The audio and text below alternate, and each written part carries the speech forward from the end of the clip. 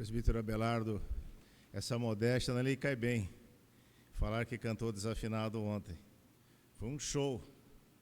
Não foi um espetáculo, foi um show. O cântico que o presbítero Abelardo entoou ontem. E aqui vai o desafio para os jovens da nossa igreja para o próximo sábado. Próximo sábado, às 8 horas, nós estaremos recebendo, dando continuidade, são todos os sábados, continuidade ao projeto. Eu quero que os jovens se engajem e venham cantar 1 ou 2 cânticos de manhã, no início, após o café. Um café muito bem preparado pela dona Pepa, pela Paula, né? Pelas pessoas que estavam aí dispostas. Eu tenho certeza que, como eu falei ontem, e falei hoje ao presbítero Abelardo também, o campo está arado, as sementes estão lançadas, agora precisa Deus dar o crescimento. Agora, se você plantar a semente e não regar, e nós somos responsáveis por regar, Deus não vai fazer isso por nós.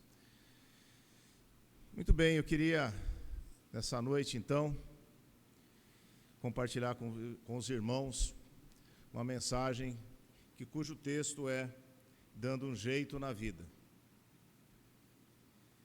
Eu não sei se você já falou alguma vez, vou dar um jeito na minha vida, do jeito que está, não está bom, e tomou algumas decisões que realmente alteraram o rumo da sua vida. Às vezes nós precisamos pensar, falar, mas agir, mudar aquilo que está na nossa vida. Nós vivemos num país onde existe uma lei chamada Lei de Gerson, né? Por favor, não é lei publicada nem editada. Foi uma lei criada pelo povo, onde que nós temos que tirar vantagem em cima do próximo. Vantagem em tudo. Gerson era um jogador da seleção, ele fez uma propaganda de um cigarro, ele falou, eu sou o Gerson e gosto de levar vantagem em tudo. Aí o brasileiro adaptou a lei da vantagem em tudo. Gosto de levar vantagem em tudo. E teve um personagem na Bíblia, que eu quero compartilhar com os irmãos nessa noite, que desde o início da sua vida, já nasceu segurando o calcanhar do irmão, que é gêmeo. E desde o início da vida, ele começa a fazer trapaças, começa a fazer coisas erradas. Mas em determinado momento da vida dele, ele falou, preciso mudar a minha vida. Uma situação difícil. Então nós podemos entender que mudar a nossa vida, transformar a nossa vida, muitas vezes não é porque nós queremos fazer isso. A situação da nossa vida impõe que nós mudemos de vida. O aluno passa na faculdade 10 semestres colando. Não faz trabalho, não estuda e depois quer passar no exame da OAB. Não vai passar, ele precisa mudar de vida, ele precisa estudar para poder passar num concurso. Nós não podemos, de forma alguma na nossa vida, sempre levarmos vantagem em cima do próximo, sem que nós tenhamos que auferir vantagens de modos ilícitos. Assim era a vida de Jacó. Esse é o personagem que eu quero trabalhar com vocês. E o texto que nós vamos trabalhar está em Gênesis capítulo 32. Vou pedir que vocês abram as suas Bíblias. Gênesis capítulo 32.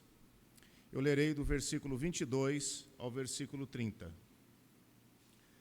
Por favor, se coloquem em pé, em sinal de reverência à palavra do Senhor, aqueles que puderem, obviamente, né? E acompanhem comigo. Vamos ler de forma responsiva. Eu leio o versículo 22, a amada igreja, o 23, até chegarmos no versículo 30, onde todos nós leremos a uma só voz. Assim diz a palavra do Senhor. Levantou-se naquela mesma noite, tomou suas 2 mulheres, suas 2 servas e seus 11 filhos e transpôs o val de Jaboque.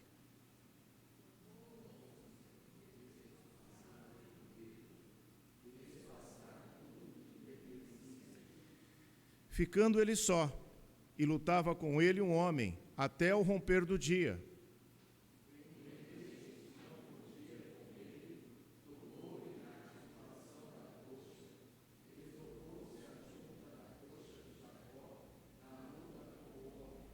Disse este, deixa-me ir, pois já rompeu o dia.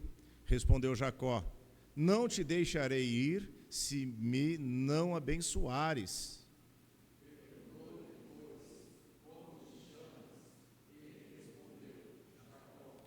Então disse: já não te chamarás Jacó, e sim Israel, pois como príncipe lutastes com Deus, e com os homens prevaleceste.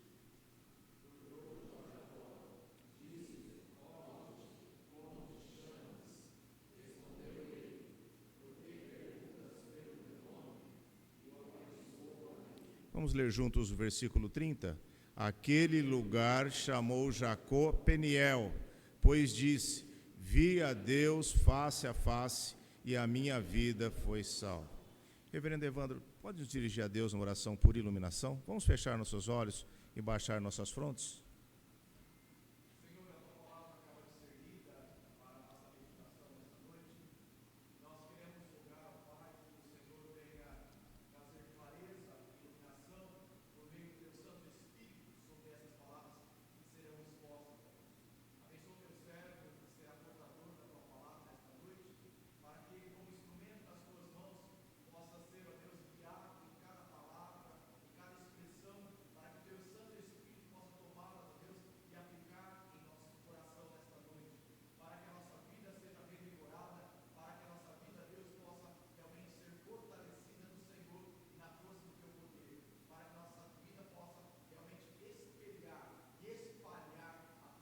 Amém.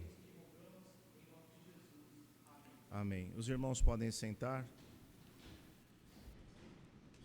Meus irmãos, a vida de Jacó foi uma vida atribulada. Foi uma vida do começo até a sua conversão no Vale de Jaboque, totalmente calçada e confinada, fundamentada em coisas ilícitas.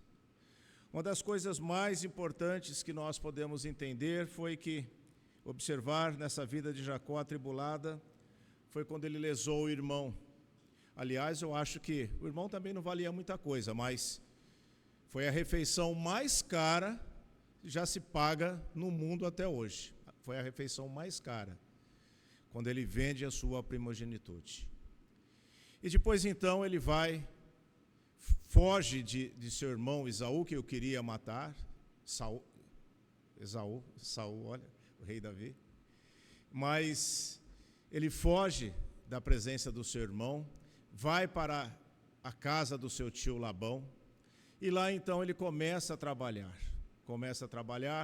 Ele enganou, ele foi enganado, trabalhou por 7 anos, depois trocaram a noiva na noite de núpcias, trabalhou mais 7 anos, depois ele também lesa o sogro. Em determinado momento, ele se retira do local onde ele morava. E ele então, quando ele sai do local onde ele morava com a sua família, ele então se depara numa situação muito difícil. Se ele caminha, ele encontra o irmão querendo e esperando para matá-lo. Se ele volta, o sogro vem ao seu encalço. Que situação! Aprendemos na vida de Jacó. O que houve com Jacó, que serve de lição para nós, copiar um jeito para que nós possamos também transformar a nossa vida. E eu queria compartilhar com os irmãos nessa noite 3 aspectos que poderão nos ajudar a dar um jeito na nossa vida. Primeiro, quando nós descobrimos que estamos numa situação em que não há retorno e devemos ficar só. O versículo 24 diz que ele ficou só, ficando ele só. Meus irmãos, um dos momentos que nós mais precisamos entender é saber que a solidão, como fez Elias, como fez Jesus Cristo, traz para nós um momento de crescimento espiritual. É um momento que nós temos pessoal, eu e você, com Deus, para que nós possamos fazer uma autoanálise da nossa vida. Ele mandou a sua família ir à frente, porque ele acreditava que o seu irmão não faria mal aos seus descendentes ou às suas esposas. Não mandou retroagir, porque não era essa a ideia dele voltar, porque se voltasse, teria o seu sogro que poderia ficar com as suas filhas e com seus netos e com seus bens. E ele ficou só. E nesse momento, na nossa vida, quando nós permanecemos e estamos só, é um momento de reflexão. É o momento de nós fazermos uma autoanálise e fazer uma pergunta muito direta para nós. Será que isso que eu estou fazendo, será isso que eu estou trabalhando na minha vida, é algo que agrada a Deus? É algo que agrada ao meu próximo? Meus irmãos, de nada vale na nossa vida se juntarmos um patrimônio incomensurável, riquezas, ter uma conta bancária com milhões, com milhares de reais, de dólares, se isso foi ganho de uma forma ilícita. Todas as vezes que nós agimos dessa forma, Deus vai cobrar isso da gente. É mais fácil você ganhar R$1 abençoado, fruto do seu suor, que Deus vai multiplicar, do que você ganhar milhões de uma forma ilícita. E não é só no plano da nossa vida aqui na terra, é no plano espiritual também. E nesse momento que Jacó está sozinho, ele começa a pensar, ele começa então a ver aquilo que havia feito na vida, todas as pessoas que lhe haviam lesado, e feito uma autoanálise, diz: poxa, eu preciso mudar. Há coisas que nós fazemos na nossa vida, talvez você esteja passando por esse processo de uma transformação, você precisa de uma mudança na sua vida, uma mudança dos atos que você tem feito, das palavras que você tem falado, das coisas que você tem dirigido e buscado na sua vida que não são de importâncias. Quando nós lemos lá em Romanos capítulo 8, quando o apóstolo Paulo fala: olha, todas as coisas cooperam para o bem daqueles que amam a Deus, é algo que nós precisamos entender, que essas coisas, todas as coisas que cooperam, são coisas vindas da parte de Deus. Esse é o primeiro aspecto que eu gostaria de comentar com você. Jacó lhe deixa uma lição, que não existe uma pessoa que possa ser bem-sucedida vivendo constantemente de atrapalhadas. A nossa vida vai haver um momento que seremos cobrados, não teremos a impunidade para o resto da nossa vida. Como que se dá um jeito na vida? Ficando só, o efeito da solidão. Como que se dá um jeito na vida? Segundo aspecto, quando verdadeiramente se tem o desejo de mudar. Meus irmãos, o versículo 25 diz que, vendo este que não podia com ele, tocou-lhe a articulação da coxa, deslocou a junta da coxa de Jacó na luta com o homem. E na parte final do versículo 24 diz que ele lutava com o homem até ao romper do dia. Isso chama-se persistência. Oséias diz que ele lutou com o próprio Deus, com o anjo. O que nós precisamos entender é que, será que verdadeiramente nós queremos mudar?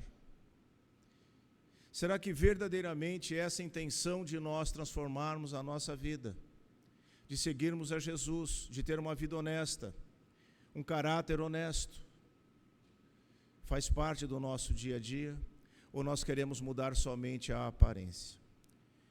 O meu pai não era crente, e ele falava uma frase que eu não concordo até hoje. Ele falava assim: filho, pau que nasce torto, morre torto. Eu falava: não, eu não concordo com o senhor. Concordo em muitas coisas, meu pai, mas eu não concordo. Toda pessoa, todo ser humano, todo filho de Deus deve e tem a oportunidade de ser transformado. E às vezes essa é a nossa situação. Nós trabalhamos com direito, eu na área do direito civil, professor Abelardo na área do direito penal. Se nós contarmos para vocês aqui os casos que acontecem nos nossos escritórios, ficaremos aqui horas e horas. Mas eu tenho um exemplo clássico de uma pessoa que tinha uma vida totalmente fora dos ditames civis, dos ditames familiares. Era uma pessoa que tinha um excelente emprego, ganhava mais de 40, 50 mil por mês, porque o cargo dele era um cargo grande, politicamente falando. Gastava o seu dinheiro com coisas que não tinham qualquer valor na vida e deixava a sua família passar necessidade, a ponto de não ter comida na geladeira para os filhos comerem. Em determinado momento, ele sofre um acidente. Falamos isso hoje de manhã. A enfermidade vem, e uma das formas de vir a enfermidade é o acidente. E ele não tinha um real guardado para poder pagar um médico que queria, na época, 35 mil para fazer a cirurgia. E ele falou: doutor, o que o senhor pode fazer por mim? Eu falei: eu vou orar bastante por você. Vou orar muito por você. Agora, como pastor, como irmão. Agora, como advogado, nós vamos impetrar aí um habeas corpus, vamos impetrar aí um processo que faça com que o hospital faça a sua cirurgia e depois você possa ressarcir. E assim foi feito. E ele fez a cirurgia. Só que durante a cirurgia, ele pegou uma infecção muito grave, em um hospital top de São Paulo. Pegou uma infecção muito grave. E ele era filho de um grande presbítero de uma igreja que eu fui pastor. E aí ele falou assim: pastor, eu acho que eu vou partir dessa para uma melhor. Eu falei: partir talvez você vá, agora para a melhor eu não sei, dependendo do que você fez. Ele falou: mas eu me arrependi, pastor. E o leito dele, nos últimos meses de vida no hospital, foi o púlpito que ele teve para pregar o Evangelho. A ponto de, quando ele estava muito mal, ele preencher um cheque no valor de 18 mil reais para que comprasse Bíblias na casa editora e distribuísse para o hospital, para os enfermeiros e para os médicos. Para a família, foi algo que libertador a morte dessa pessoa, porque a família passou a receber o salário dele integral. Agora, ele no final, no leito do hospital, ele deixou um exemplo muito grande de transformação da sua vida. Às vezes nós temos tempo, ao sermos chamados diante de Deus, de ter uma transformação. Às vezes nós não temos tempo. Quando verdadeiramente se tem o desejo de mudar, você pode mudar. E assim aconteceu com Jacó. Ele falou: olha, do jeito que está a minha vida, eu não consigo mantê-la mais assim. Eu preciso mudar. Terceiro aspecto: quando é que se dá um jeito na vida? Quando se reconhece as atitudes que vem praticando na vida são erradas. Esse é o grande problema nosso. Muitas vezes nós praticamos algumas coisas, é quando uma pessoa bate no peito e diz: eu pequei, preciso mudar, essas não são as minhas circunstâncias, não é isso que eu quero na minha vida. Às vezes é necessário você entender que as suas atitudes estão erradas. Então, bater no peito para dizer que eu errei é mais do que simplesmente dar o seu nome. O que Jacó faz é uma confissão. Ele diz: eu sou um homem desonesto. Meus irmãos, é isso que eu estou fazendo de errado. E aí vem o anjo e diz assim, quando ele reconhece que as atitudes estão erradas, vem o anjo e pergunta: qual é o seu nome? Jacó. Eu não sei se um pai poderia colocar o nome de um filho de Jacó. Desonesto, o nome dá essa interpretação. E aí o anjo diz assim: olha, você vai passar a se chamar Israel. Deus não abençoou Jacó. E o nome, para os orientais, para as pessoas, era algo muito significativo. Até hoje no Islã, quando uma pessoa se converte, é mudado o nome. Para nós, o novo nascimento é aceitar a Jesus. Não é a mudança do nome. Mas, nessa época, o anjo diz a ele: não mais se chamará Jacó. Deus não poderia abençoar uma pessoa com todas aquelas coisas que ela fazia errado. E muda para Israel. E aí vem a bênção. Uma das coisas mais importantes é quando nós damos um jeito na vida, nós nos colocamos na face de Deus. A partir do momento que nós somos transformados, que nós damos um jeito na nossa vida, nós nos colocamos na face de Deus. E aí, eu gostaria de compartilhar com os irmãos que Jacó, ele teve uma experiência muito profunda com Deus. Uma experiência da qual ele sai com sequelas da luta dessa experiência com Deus. Sai coxo. Mas a partir dali, daquele momento que ele vê Deus face a face, a sua vida foi transformada. E aí então, quando ele encontra o irmão, com medo de ser morto, o irmão o recebe com beijos, com abraços. A bênção foi para Jacó, mas foi também para a vida de Esaú. Meus irmãos, eu creio que Deus tem muitas bênçãos para a sua vida. Eu creio e tenho certeza que Deus pode colocar a sua vida em ordem em muitos aspectos. Talvez você tenha entrado hoje aqui nessa igreja para ouvir a mensagem, coral maravilhoso, cantando, jovens cantando, fala aos nossos corações.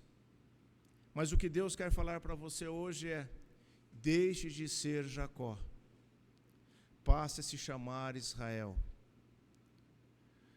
Uma das coisas mais lindas que a palavra de Deus nos ensina é que, para ser honesto, para ser íntegro, nunca tomar um centavo de ninguém, é entender que Deus está no controle da sua vida em todos os dias, em todos os momentos. Eu queria então terminar a mensagem nessa noite, trazendo o último aspecto da nossa mensagem. Quando nós nos colocamos face a face com Deus, vem um arrependimento. Essa é a conclusão da nossa mensagem, da nossa vida, da nossa noite.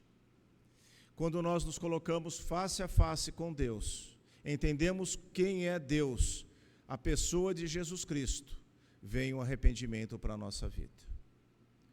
Eu queria desafiar você nesse momento, na sua vida, a mudar, a ser transformado, a deixar Deus transformar o seu coração e passar a ter uma vida íntegra, honesta, sem qualquer falcatrua.